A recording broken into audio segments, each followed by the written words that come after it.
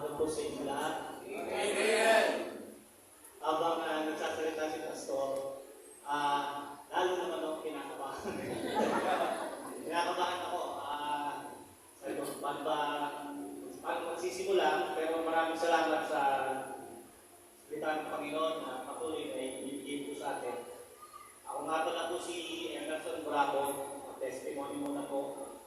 Ako yung naligtas ng 1994 June 12. Linggo po yun. Bali po, kami po, ang aking buhay po ay lumaki po kami sa isang Kristiyano pamilya. Pero, Kristiyano po, pero hindi lumalakad sa kalooban ng Panginoon. Nakakato po yung aming mga magulang, hindi na, sabihin nyo nang nainom, naninigarilyo, kasi kami po yung nakatira sa Brooklyn, sa pagitan ng Balibago at saka ng Manila. So, nasa gitna po kami doon, ang tatay ko, manginginom. Pagka Sunday, nasimba, pero, ano tawag doon? Saka, pagbibig ko sa linggo, pagdating na, hindi lumalakad sa kalooban ng Panginoon, hindi nakikita na ang pagiging sa Kristiyano, hindi asin sa lugar kung saan nakatayo. So, nagsa-Sunday school po ako, pero alam ko po yung masama o alam tama at mali. Pero sa bagay sa paligid mo ay hindi natin magandang nakatulong sa iyo.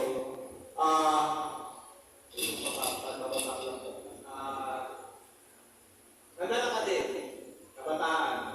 Hanggang sa binata na nga po, naging teenager, nakapagtrabaho sa isang Kristiyano pamilya. At doon ko nakita na kailangan mo tumayo bilang isang Kristiyano, kabataan, para maakay mo ang iyong pamilya. So ako'y naging isang kasama namin misis. Kami youth doon sa Santa Rosa Bible Baptist Church. Naging leader po ako. At nakita ko po kung paano kailangan maging isang Kristiyano para maakay mo ang iyong pamilya. Ang aking mga kapatid ay ako po ay lumaki ako high school po, hindi ba po ako naging leader. Ako po sa fraternity. Ako po may fraternity, nakikipag-away. Pag hindi kita kaya, hindi kita lalabanan. Kapatid kita, ganoon ang buhay ko noon. Pero salamat sa Panginoon, binago niya. At kung ako'y naging leader na, kasi kailangan niyo pong ingatan yun ang inyong buhay. Lalo na yung mga nagsuko sa Panginoon. Kasi kung ikaw ang kakapit sa Panginoon, bibitaw ka. Mawawala sa iyo yung magandang panawagan ng Panginoon sa iyong buhay. Kasi ganun po din ang nangyari sa akin. Ako po yung nag-backslide din. Tapos po doon, backslide po ako, nagkasawa na nga po, nagkasawa kami yung mga bata. Pero alam ko po yung takot, may takot po ko sa aking puso. Ako po yung Bible school din po. May takot po ko sa puso, habang ako may asawa na, may mga anak. Kada ako yung nasa trabaho nga pala po ay sa DNS, kung nakikita niyo po yung mga blue bus dyan, ang aming sasakyan po ay nasa 1,150. Nung last ang aking sasakyan ay pinakaluma, 150. Pinagtataga ko lang po dahil kasi wala na siyang ibigay sa akin bago. Pinagtataga ko yung lumang yun. Pero may 16 years na po nagtatrabaho ko. So, habang po ako yung nagtatrabaho ang trabaho ko muna po sa X-Man. Ako po yung driver ng isang mga foreigner, mga vice president, director. Ako yung nakatira din sa bahay ng mga X-Man kasi pagka ito yung driver ng ganong kailangan, nandun ka din. May mga bodyguard ka. So, kada gigising po ako ng umaga, may takot po sa aking puso. Dahil po kasi, alam ko na ako hindi lumalakad sa kalooban ng Panginoon. Hindi ko nga po nasiraan ng salita ng Diyos yung aking mamasaman sa trabaho na aking pinagsisisihan po ngayon.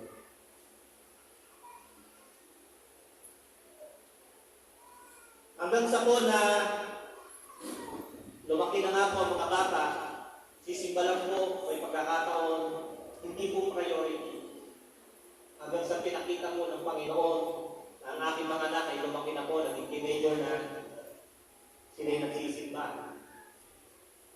Bilang isang tatay, at may pagkakilala ka sa Panginoon, masakit po yun.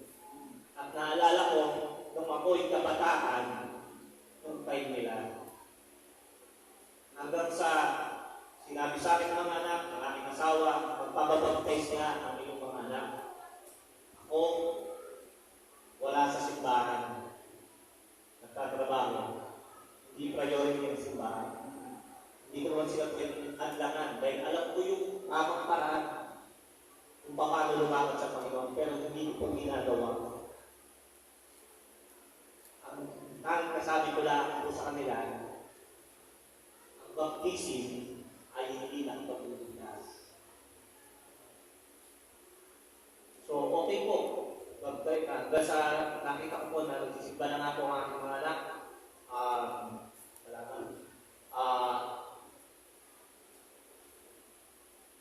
nagsisimba na rin po kami, inaakit yung mga anak ko, makapractice ang choir. Ako po yung masaya. Masaya. Kasi nakikita ko yung anak ko na naglilingkod sa Panginoon. Masaya. Pero ako, hindi ko priority. Hanggang sa once, tumawag ako si Pastor Reds, kanilala niyo po. Kinausap ako, pwede daw umaten ako ng ka-fellowship, meron kasi mga followers ko doon. Kinukwentong po sa inyo para maging isang halimbawa, encouragement po sa inyo. Hanggang sa active na nga po ako, nagpaalam ako kay Pastor, pwede maging driver ng church. Kaya ako yung driver naman po. Isa nga po panaginip po ako nagdadrive na drive po ako Opo, katasok lang. Nag-driver na nga po sa panaginip na drive po pala Ngayon, lumalakad na nga po sa kalooban ng Panginoon. Naglilingkod na po, lahat kami, ang aking anak na bunso, ang aking asawa, ang aking mga anak, nag-junior choir. So, parang may kulang pa rin po. Pag tuwing gabi, nag-preach na rin po ako sa unahan kasi pagka may bawat group, may designated na mag-preach. Pero bakit? Parang kulang. Kulang, gigising ka ng madaling araw, magugulat ka, nasa isip mo, ano na? Parang may umuusap sa'yo sa puso mo na kulang, merong kuwang sa puso mo, aking puso. Hanggang sa hindi ko malaman, marami na po kinausap. Paano ba yung calling? Ano ba yung calling? Kinausap ko yung mga pastor, yung mga kaibigan ng pastor, yung mga missionary ko ng freedom. Iisa yung sinasabi nila sa akin, hindi na rin na nararamdaman ko. Pero hindi pa rin po ako, paano na yung mga anak ko? Kasi meron po akong anak na 16 at may 18. Paano yung pag-aaral ng mga anak ko? Paano yung aming, kasi ako iniwanan ko yung expat kasi nilalagay ko akong pin sa expat. Pag sa expat ko kasi maganda ang sweldo. Malaki sweldo po talaga pag mga model ang pinagdagdag. Pero hindi ko po pinili yun, sa shuttle po ako pumili. Ayoko niyan kasi hindi ako makapagsisimba dyan Hanggang sa, paano po ito? Hanggang sa last missions conference na ako, pinakita sa akin ng Panginoon. Isang verse lang po, na lagi ko doon po nababasa, pero doon lang po naging malinaw. Ang sabi nga po, bakit ka pa maghihintay ng 3 buwan? Samantalang paglabas mo dyan, titik na kaanihin, kulang ang magaan. Ay ko'y magsitay lahat. Open our Bibles.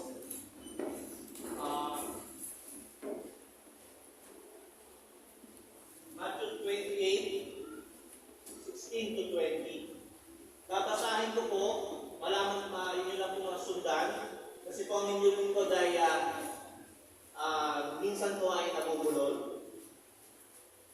Matthew 28, ito po ang pinakita ng Panginoon sa akin. Nandiyan na po kayo? Amen. Amen. Basahin po natin. Then the 11 disciples went away into Galilee, into to a mountain where Jesus had appointed them. And when they saw him, they worshipped him, but some doubted. And Jesus came and spake unto them, saying, All power is given unto me in heaven, in earth.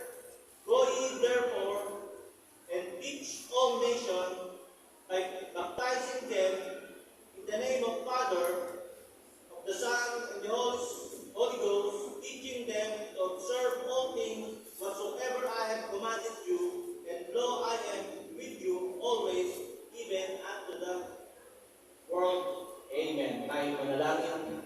O Diyos namin Ama, makapangyarihan sa lahat. Maraming salamat po sa umagang ito, sa pagbibigay niyo po sa aming Panginoon ng kalakasan at buhay.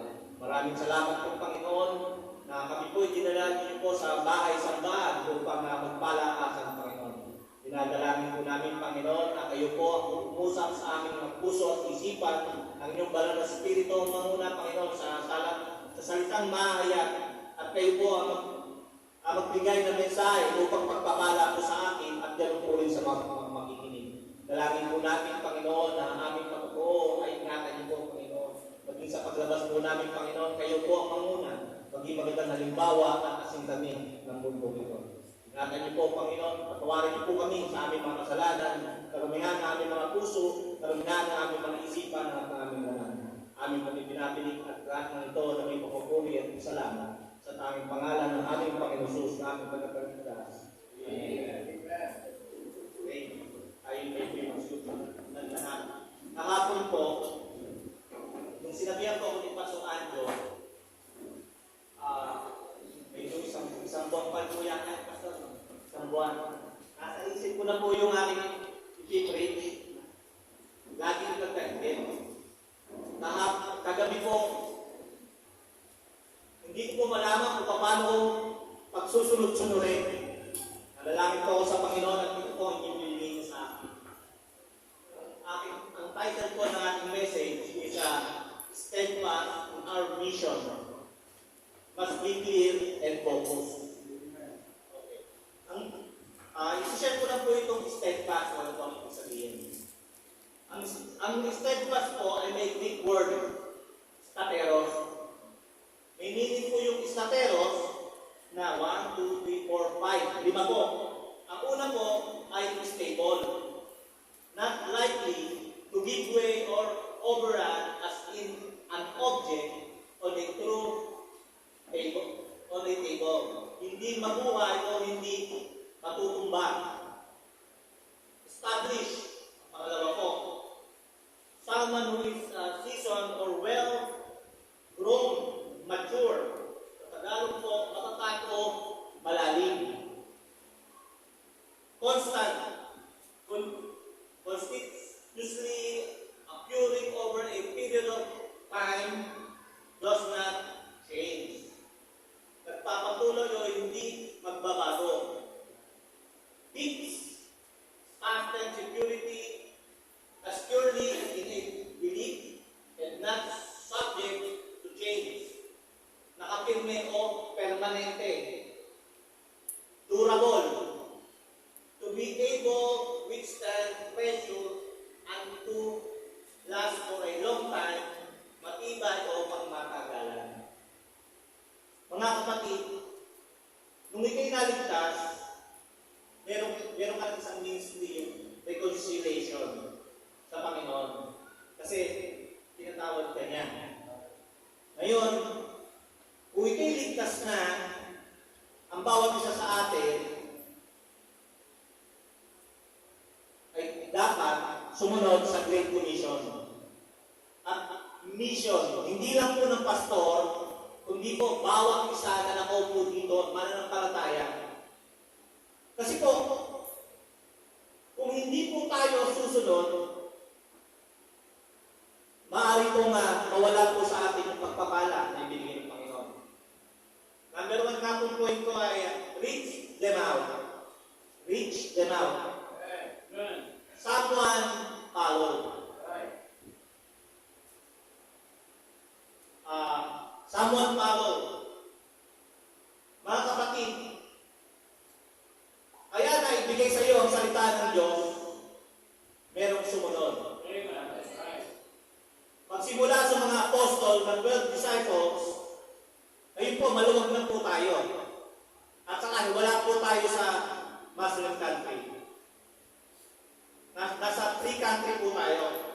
Samuel Palod.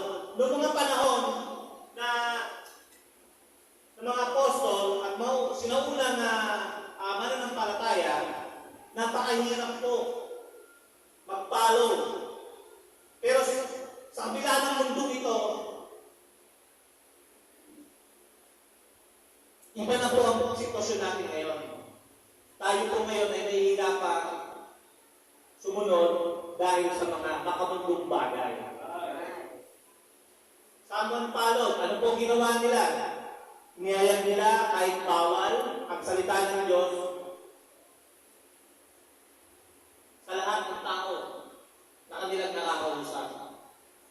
Pero sabi nga po dito sa verse 16, then the 11 disciples went away into Galilee, into mountain where Jesus had appointed them. And when they saw him, they worshipped him. Ito po, mabigat dito. But some doubted. Meron ba po dito na some doubted? Ayaw po, wala. Kasi doon nga po sa sinaunang church, meron na po. Meron na po doubted.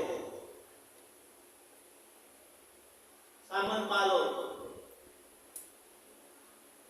Kung pinag-aaralan ko po ito, makita niyo po yung trail of blood, kung sino po nakakita ng trail of blood.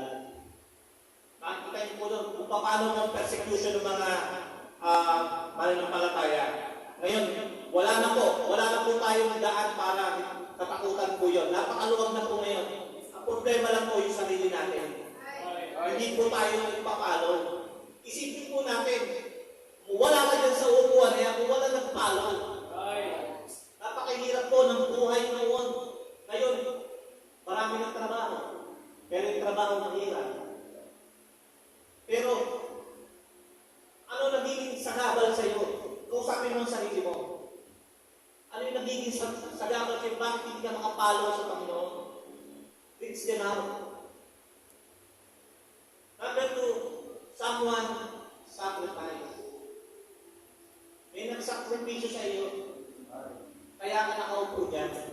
Kaya tayo ngayon na harvester sa Kalamba Baptist Church, Freedom Bible Baptist Church, at sa lahat, may nagpalo. Simula po dun sa trail of blood, makikita niyo po, may nagpalo sa kabila ng anong ginagawa ni Emperor Nero. Yung mga Kristiyano, nilalagay na sa arena. Nilalagay sa arena para nandun, pinapakain na sa liyo. Pero anong ginagawa po? Nahagdangan ba yun? Nahagdangan hindi, kaya ka nandyan.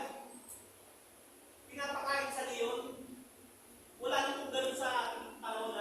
Kahit sa Muslim country, may patago pa rin po. Kumakalat pa rin po sa salita ng Diyos. Kumakalat pa rin po. Marami na kung Baptist Church ngayon. Dati, Amerikano ang nangunguna.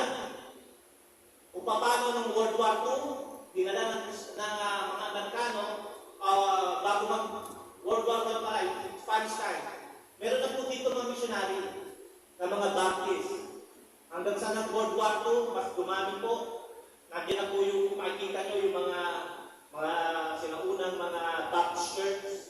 May 48 years na. Merong pasilidad po, 44 na, pero nawala.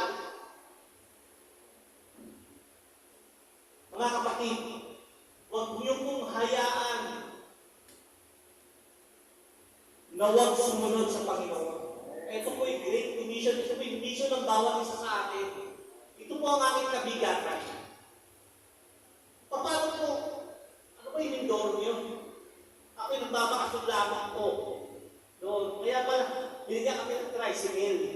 Naisip ko lang po ngayon Nung kami nagbabakasyon po doon, backslide po ako. Lagi po ako napunta doon. Paano ko babaguhin ang sarili mo? Paano mo babaguhin ang sarili ko? Paano makikita nila ng nila? Yung bagong amen. Nainom po ako Inaamin ko naman po. Noon. Pero nung ako'y binago ng Panginoon, pinakita ko po sa kanila kung ano yung kahalagahan ng kaligtasan ng Panginoon. Kailangan mong sumunod. Nagugulat sila sa akin lalo na sa trabaho.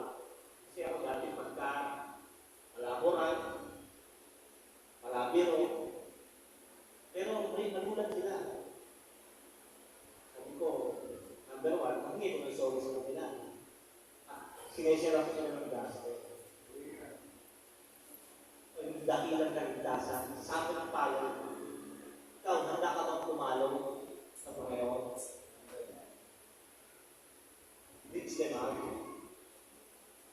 Doon sa probinsya, pina-tricycle po namin doon. Kaya pala, iba yung dating sa akin, kahit mga may baso na yun. Ano ba? Paano kaya itong mawiwing? Sabi ko gano'n sa dumadating po sa isip ko yun. Dumadating po sa isip ko. Hanggang sa nung sabi ko, mission conference na po kami, yung lagi po, magkakaaway yung mga kapapata, hindi naman po sa akin ang lupa yun. Sabi ko, kaya ako na dumaan. Kasi ang lalaki po ng lupa ko. Alam ko, kapindagan, pasarap po talaga. Murami na. Kung dito sa atin, per kilo, 1.70. Doon, per piraso. Ang manggaluni, ang isang piraso ay 500. Magaling peso sa piraso. Ikaw na isang tuktok yun, ikaw na magbibilang. Mamili ka na ito pala natin. Masarap po doon. Pero, hindi akin ang lupa eh. Problema ko dito, paano ko sila mawiwin kung magkakaaway mo ng mag-anak? Nalalaki lang sa Panginoon, hindi pong pag-ayusin. Hanggang pagbalik ko nga ng last year, May, magkakabati na sila. Ngayon, meron, nag-solve po ako. Pero hindi ko sinabi ng kusinari, nag-solve po ako. At nakita ko po yung pangangailangan na gawain ng Panginoon doon. Pag tinanong mo, pag namatay ka, sa kapupunta. Aba, walang nakakaalam yan. Ako'y gumagawa ng mabuti. Hindi ako nakakabiyado ng tao. Ayun na. Tsaka ano na sabihin ngayon, mamaya ko pag-aralan natin. Yung salita ng Diyos na ibibigay sa kanila. Ngayon, someone sacrifice. Teach them out, someone sacrifice. May nagsakripisyo ng oras sa iyo. Sa kabila ng sa atin, simula ng una hanggang ngayon, may nagsakripisyo para sa atin. Ako din tayo ngayon, ano yung mga Kristyano ngayon, ang mga Baptist ngayon, ang mga Bible Baptist ngayon, someone sacrifice. Sacrifice. Nung pinag-aaralan ko po ito, ako po'y pinipinabunan. Hindi ko maisulat. Ngayon, naglilingkod ako sa Panginoon, pero maalwa na. Handa ka bang magsakripisyo para sa Panginoon? Iwanan ng lahat. Hindi naman lahat po tinawag ko upang maging pastor. Pero kailangan po ng pastor na makakatulong. Hindi po kailangan tayo mga magkakapatiran na mga may division.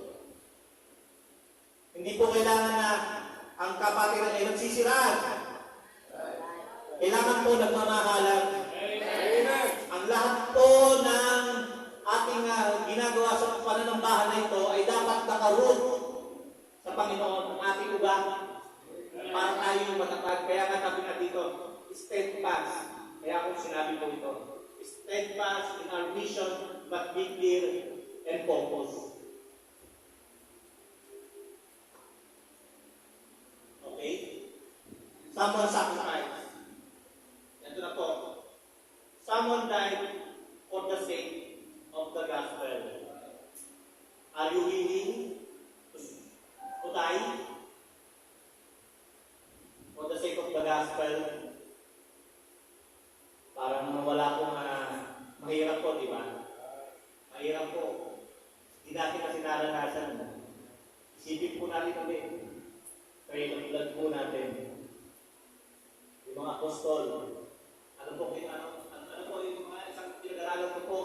Si Peter, pinapatay po siya, pero pinawasman niya ay pabaliktad. Pinako siya sa krus ng pabaliktad. Para yung pangalan ng salita ng Diyos. Yung iba pong mga si John de Delaven, siya po yung nabasa ko na sa history, nilagay siya sa kumulong mantika. Nakatakas siya.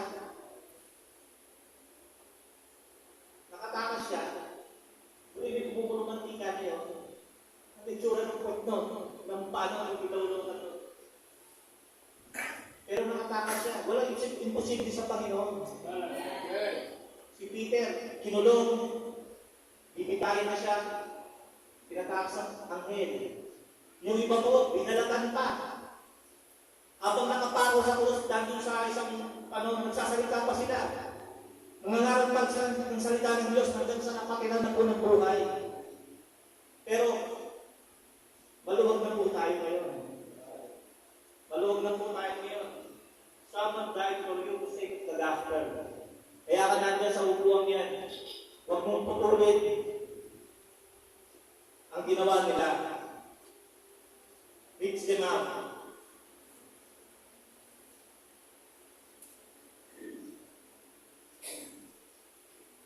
Are you willing to give your time for the sake of the gospel? Amen. Are you willing? Amen. Kasi, pagsunod po ito, buwan po ito. Sabi nga dito, utos sa atin ng Panginoon.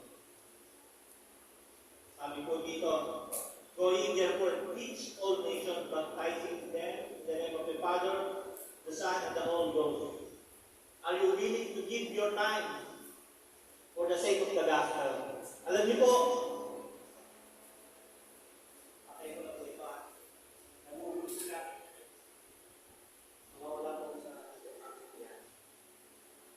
alam niyo po, ang kalaban po natin ngayon, ang sarili natin. Ano ba yung kinahuhumalingan mo? Cellphone. Mas ano ka pa sa cellphone? Mas lagi yung paghawak ang cellphone. TV. TV. Mga Korean, mga cartoons, anime. Yan ang mga number one na binibigay sa atin ng Diablo para mawala tayo sa focus. Para hindi natin magbigay ang oras natin. Kasi Kristiyano ka Kristiyano ka, dapat ikaw ay asin ng mundong ito. Nasaan ka? Sa trabaho, may friends ka bang hawak? May Bible ka bang dala? Alam niyo ba, may isa kong kasama sa trabaho. Nung kami po nagdala ng sasakyan sa Maynila, bali 12 po yun, tinitigay sa kamo. Tapos pauwi, meron kami isang ban na lang. Ako po naawa po sa akin kasama sa trabaho. Ito po yung kaibigan ko, kilala na namin yung sis. Sabi ko, Panginoon, paano ko kaya ayan? Yung salita niyo. Dalawa doon, nahayagan ko na ng witnessan ko na. Meron ka na Toyota. Toyota ko kasi talaga na kaya mga manager at saka yung driver ng Toyota. Hindi ko sila kilala. Hindi ko alam paano na-approach. Yung isa, habang kami na nanalangin, natatalo ko na witnessan ko. Isa. At ito sa presensya ko. Pupunta niya. Witnessan niya. Isa naman, nakakahiya.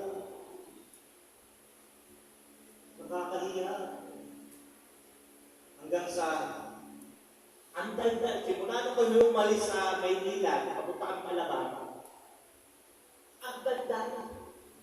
Hanggang sa, nagkaroon ako ng pagkakataon na sinabihan siya. Brad, huwag mong imakang Panginoon.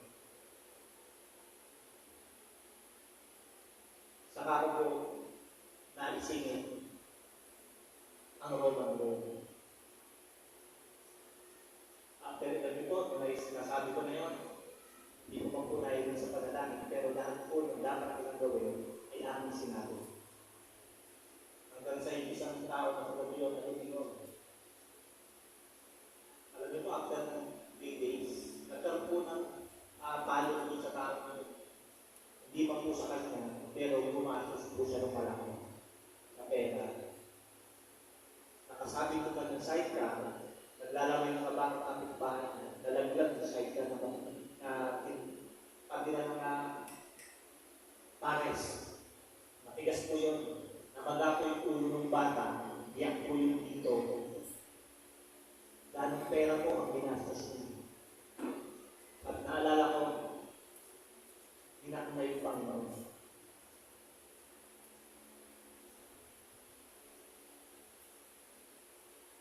Paano mo iwiwig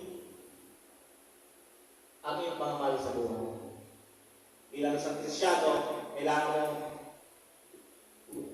okay ka lang ba na ikaw lang ulit sa iyong pamilya, sa iyong kamag-anak? Paano mo ipapakita yung matotoo na maganda? Kailangan nakikita sa iyong buhay ang pagbabago para paniwalaan ka. Kasi pag hindi nakikita ng pagbabago, paano mo sila mawiwid? Paano mo sila masasabi mo? Pag namatay ka, alam mo, saan pumunta? Teka muna, dahil sarili mo hindi mo inaayos eh. Nasa meron pa ako ganyan. Kailangan makikita sa iyo. Ang number 2 po namin, medyo pamahal po, mag-isa ko na po. Preach and soul winning. Kailangan po ang makita ng tao na sila ay nangangailangan ng kaligtasan. Dapat nasa ating desire, ang ating puso. Hindi lang ng ating pastor, hindi lang ng ating nalimutan ko ang tawag. Yung nagtutumas dito, some leader, hindi lang yung pianist, lahat po ng bawat isa, simula ng ikay naligtas, kailangan mo mag-soul winning. Kasi kung puputulin mo na, pwede ka rin putulin din ng Panginoon. Hindi ka lang pinapakinabangan eh. Putulin ka na, hindi ka na pakinabangan. Nagiging pabigat ka pa. Marami ka pang nahahawa. Number 1, kailangan mo sabihin, the problem of the man, he is a sinner. Sabi ko sa Romans 3:10. Romans 3:10. At is written, there is none righteous, no, not one. Kailangan niyo kong sabihin sa kanila. The problem of man, he is a sinner. Huwag po tayong mahiya ng salita ng Diyos. Ano po saan pa dito? Romans 3:23. For the wages of sin. Hindi. For all have sinned, come short to the glory of God. Kailangan po natin sabihin ito. Number 1 muna, ang lahat po ng tinuturo ng mga Baptist ay sa Bible po lahat. Wala po tayong dinadagdag at wala po tayong binabawas.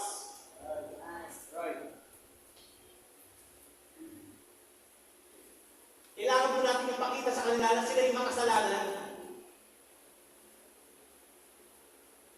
The consequence of man is sin. Ano sabi po dito sa Romans 6:23?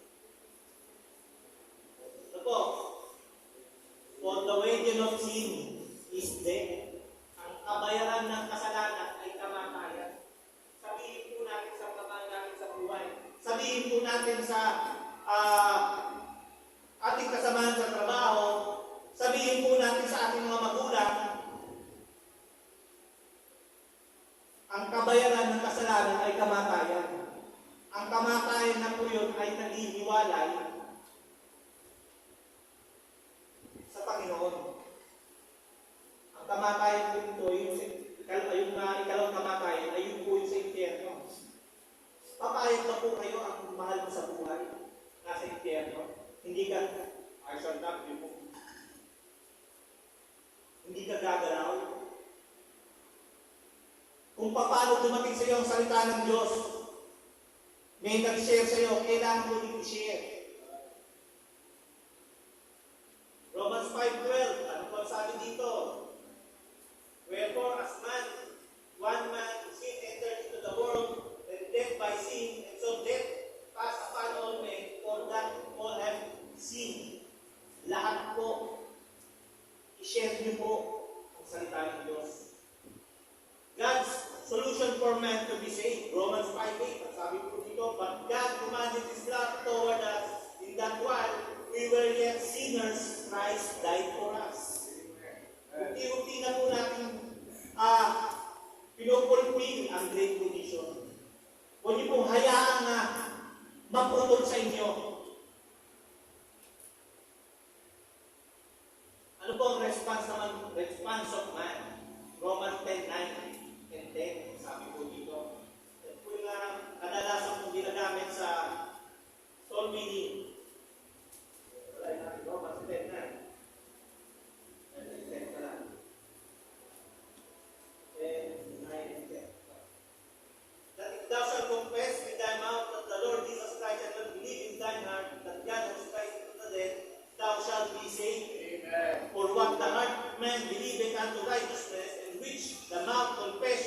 is made unto salvation.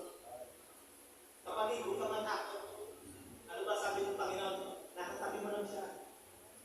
Ang problema, yung sarili mo, hindi mo sinusuko. Nadadala ka ng hiya. Isipin mo lang yung mga namatay na mga unang Kristiyano at yung mga pastor mo na kaya ka nandyan na may nagbahagi sa iyo ng dakilang kaligtasan. The result of assurance of salvation, Romans 10:13, sabi po dito, for whatsoever shall call upon the name of the Lord shall be saved. Kailangan mo yan. Preach and soul winning. The result of putting our faith in the Lord Jesus Christ, Romans 5:1. Pinakamadali na po ito itong Roman road. Therefore, being justified by faith, we have peace with God through our Lord Jesus Christ. And then, Romans 8:1. Kailangan mo ihayag ito, kung mga sinasabi mo. 8:1.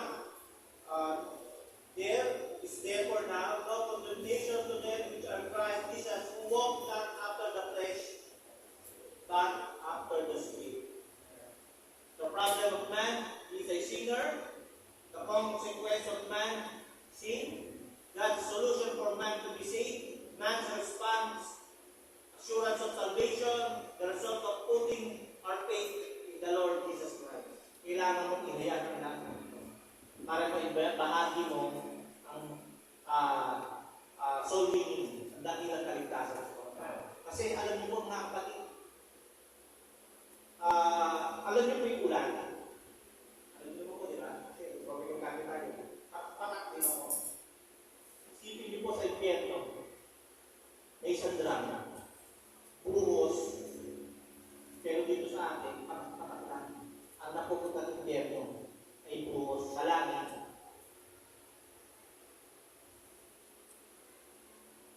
Nakaunti na. Let's populate the heaven. Not the hell. Maging may participation ka, mga kapatid. Ito yung ating mission bilang isang tao at bilang isang ligtas. Number 3, teach what the Bible says. Ito. At tayo sa Matthew.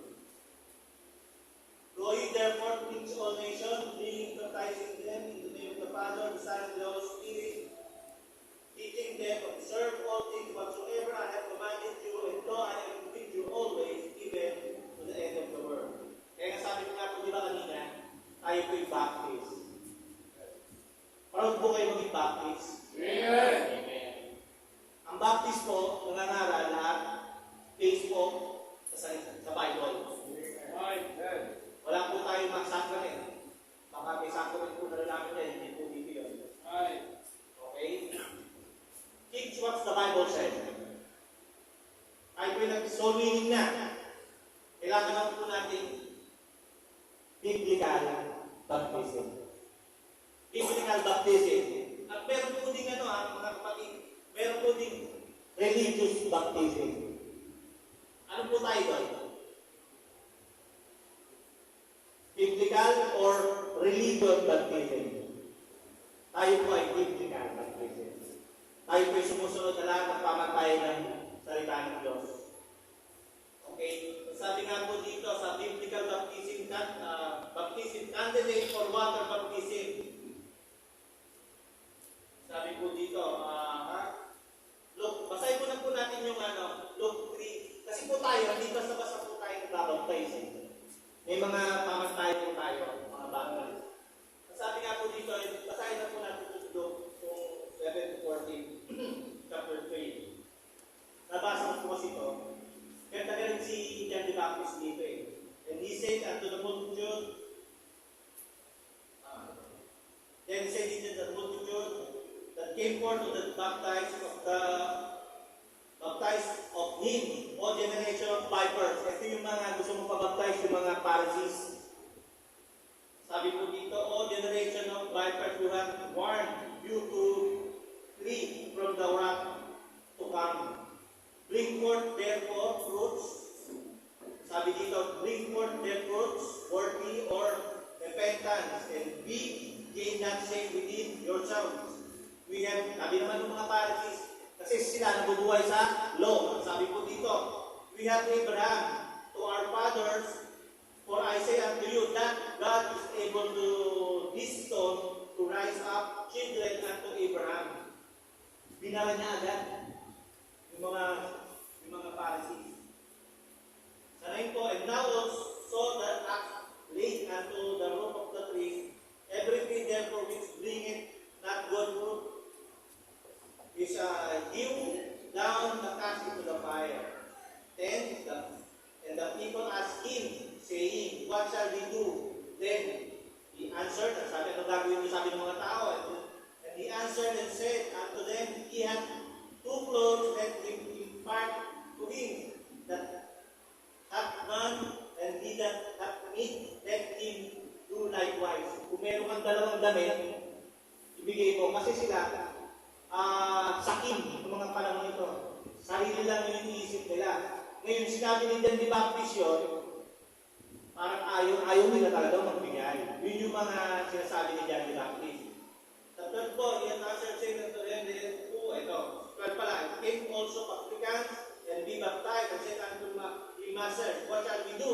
And sabi po sa 13, he said unto them, exact no more, that which is appointed you, yung mga publicans, yung kasi yung mga sobrang maniningin ng buwis. Ano sabi, ano ka ito, publican kami. Eh di, kung yung republican, sumilot ka, yung tama, huwag yung may dagdag. Pero hindi pa rin nila sinunod yun, hindi pa rin nila pinakinggan si John the Baptist, dahil ayaw nila kasi nagsisilaw sila sa pera.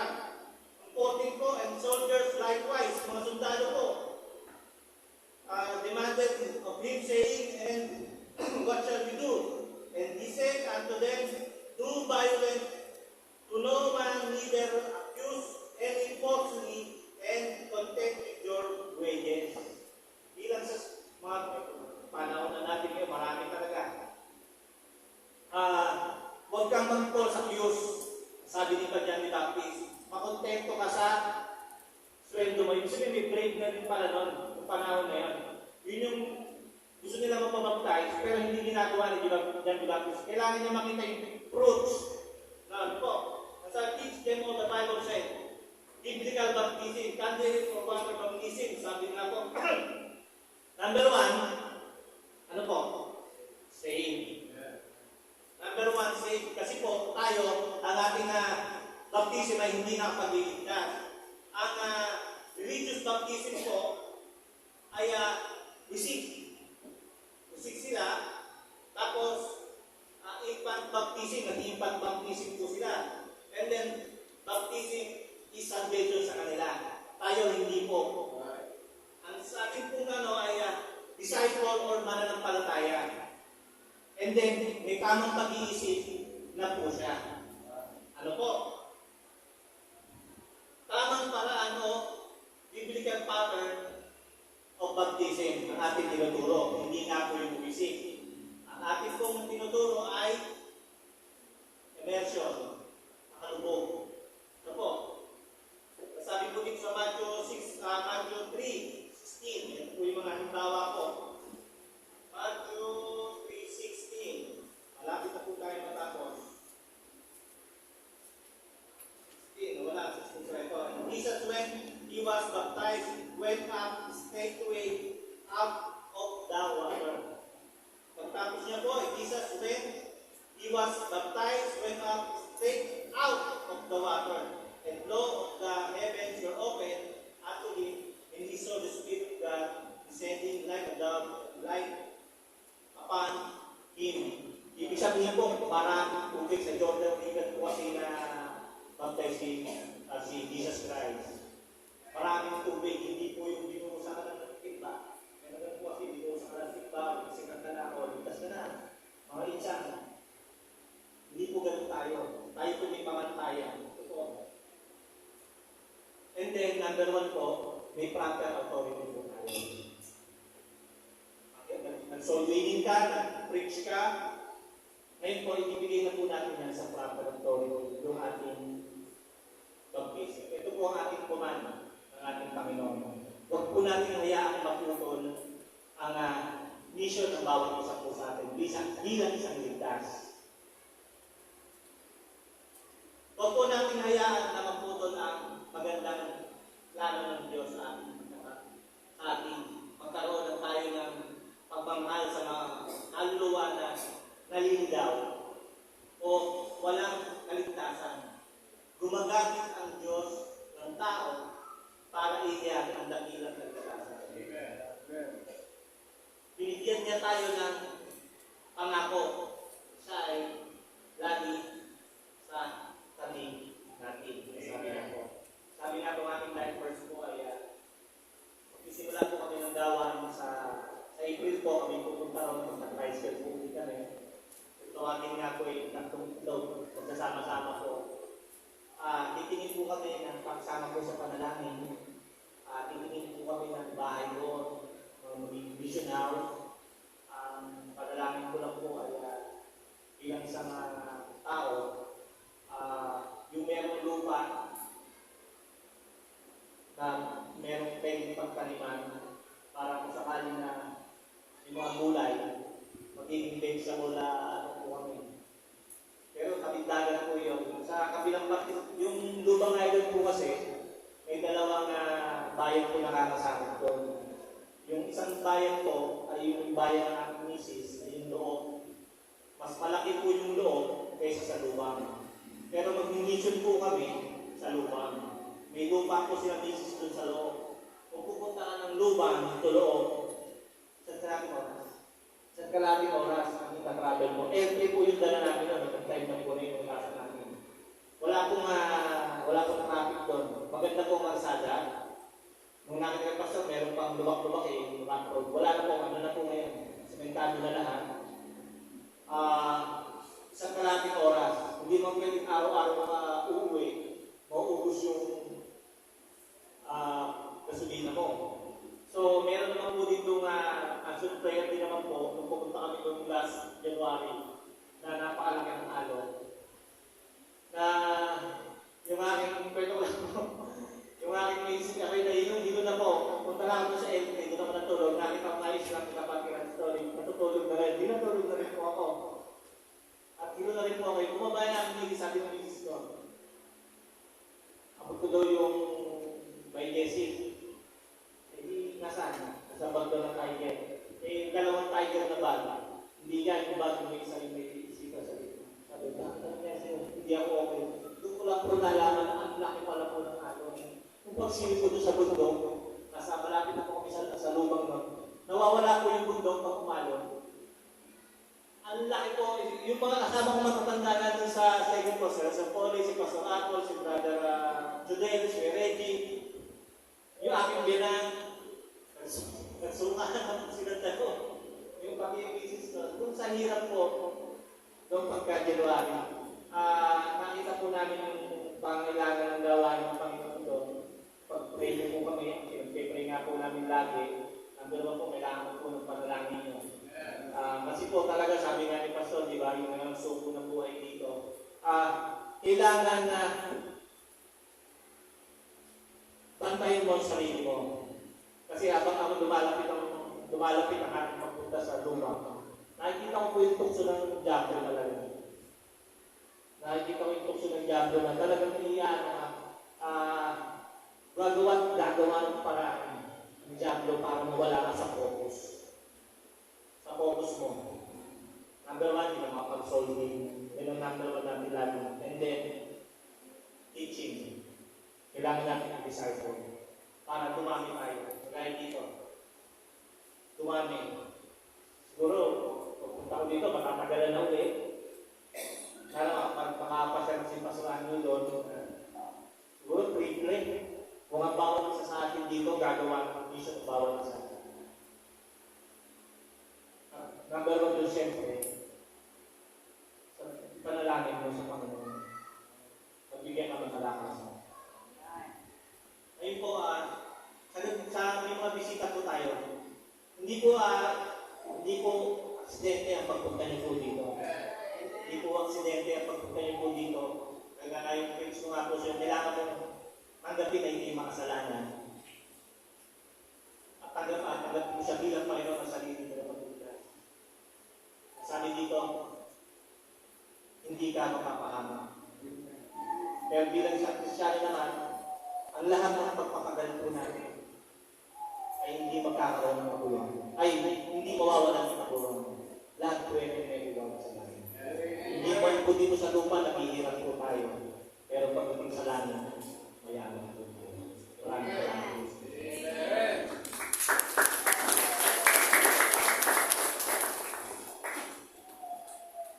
Amen. Dahil po lahat ay tumayo. Dahil po lahat sa Panginoon ngayong umaga. As we meditate the word of God this morning, I hope kalimay po tayo, mga kapatid, about what is the Great Commission is all about. Amen? Sabi po na ating tagapagsalita, reach them out. Salamat tayo sa Panginoon, meron nag-reach out po sa atin. Sana ngayong umaga, we should be reminded, mga kapatid, tayo naman ang maging mag-reach out po sa iba. Kung paano natin na-experience, paano natin naranasan yung kaligtasan ng Panginoon, ay paranas din po natin sa iba. Kaya tayo po ay manalangin po sa Panginoon. Ngayong umaga, napakalinaw po ng mensahe. Sabi po ng Panginoon, go ye into all the world and preach the gospel. Sabi ng inawit ng mga bata kanina, carry the light. Sabi ng mga kumawit kanina, ng mga nag-duwel, they love that won't stop. Yes, wala pong makakapagpigil sa pag-ibig ng Panginoon dito sa atin. Kaya po mga kapatid, reach them out because someone sacrificed for us. Someone died for the gospel.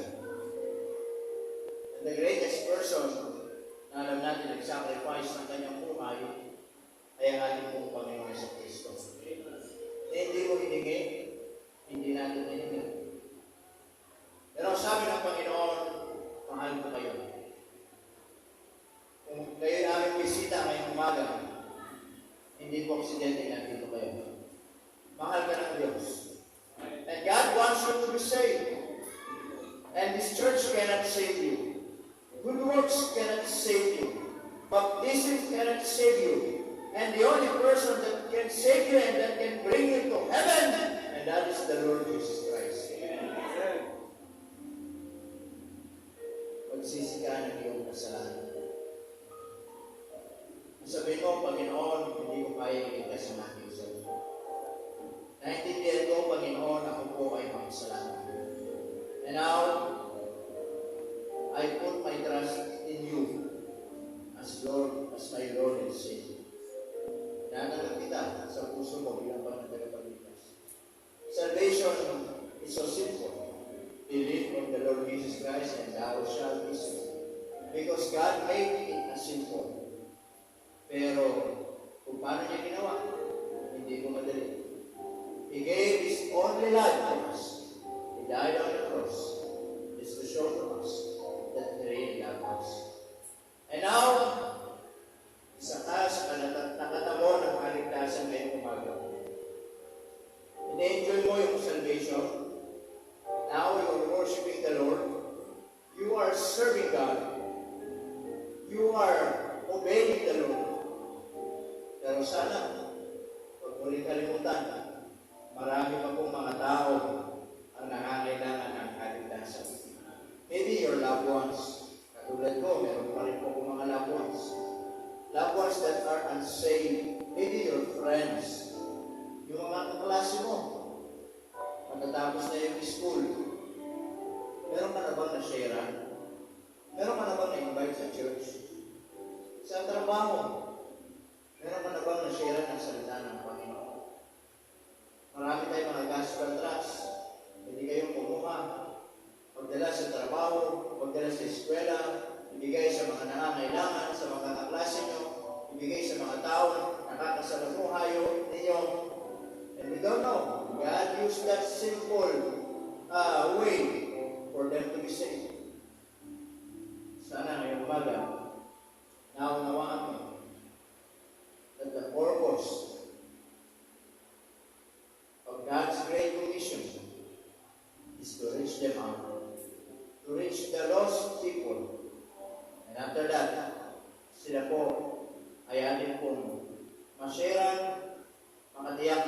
kaligtasan, magsuko ng buhay, mag-disciple, baptize natin, maglingkod sa Panginoon. Di ba nakakatuwa na sa iyong buhay ay mayroong mga buhay na makakilala sa Panginoon? Ngayong umaga, tayo magtatagal, when is the last time na ikaw ay nag-share ng Word of God? When is the last time na ikaw ay nakapagbahagi ng salita ng Panginoon? Marahil sa asawa mo na hindi paligtas. Marahil sa mga anak mo na hindi paligtas. O marahil sa mga tao na nakasalumuhan natin. When is the last time? Members, our job is to carry the gospel of the Lord Jesus Christ. It's not too late. It's not too late. And this morning, pwede mong simulan. Pwede mong simulan. Habang ating mga mata ay nakapigit, ating mga ulo ay nakatungo, marahil meron kang nais ilapit sa Panginoon ngayong umaga at gusto mo mag-commit sa Panginoon, Panginoon, ako gamitin mo, through soul winning, gamitin niyo po ako, mag-share po ng gospel, mag-share po ng Word of God sa mga kaklase ko, sa mga kaeskwelahan ko, o kanino man, tulungan niyo po ako, Panginoon, at bigyan niyo po ako ng lakas, bigyan niyo po ako ng tutag ng loob. Ayaw ko, Panginoon, na ako lang po yung nakakatiyak ng kaligtasan. Ayaw ko, Panginoon, na ako lang po yung nakakatiyak po ng langit. Kung yan ang panalangin mo, you may come. Sige po, the altar is open for you to come. Habang tayo po ay nananalangin, manalangin mo sa Panginoon, habang tumutugtog po yung ating minus one, pwede pa po kayo lumapit sa unahan, pwede kayo lumapit sa unahan, lumuhod, mag-commit sa Panginoon, sumunod sa Panginoon. Sabi na ating tagapagsalita, the greatest problem ng mga mananampalataya ay yung pagsunod. Minsan nakakalungkot, ang dali natin sumunod pagdating sa larangan po ng paaralan. Ano man ang mga pinapagawa ng eskwelahan, madali tayong sumunod. Ano man ang pinapagawa ng ating company, ng ating trabaho, kung saan tayo nagtatrabaho, madali tayong sumunod. Pero minsan, yung pinapagawa ng Panginoon, hindi natin masunod. Mga kapatid, before you become faithful in everything, be faithful in the main thing that God commanded us. And that is reaching people, reaching lost people, sharing the gospel, carrying the gospel. Salamat po sa mga mananampalataya na nakakaintindi ng buhay natin ay magbahagi ng salita ng Panginoon. Kaya lagi tayo nananalangin na meron po mga magsuko ng buhay, meron mga nagsusuko ng buhay, katulad ng ating tagapagsalita, malayong lugar, but for the sake of the gospel of the Lord Jesus Christ, doon sila nilagay ng Panginoon. Sana, ngayong umaga, maunawaan mo na yun ang pinakadakilang assignment natin dito sa lupa. Ibahagi, ipangaral, ang dakilang ebanghelyo ng ating Panginoon Jesucristo. That people will know that Jesus is the only way of salvation. Ginoon, salamat po ng marami sa paalala niyo po sa amin.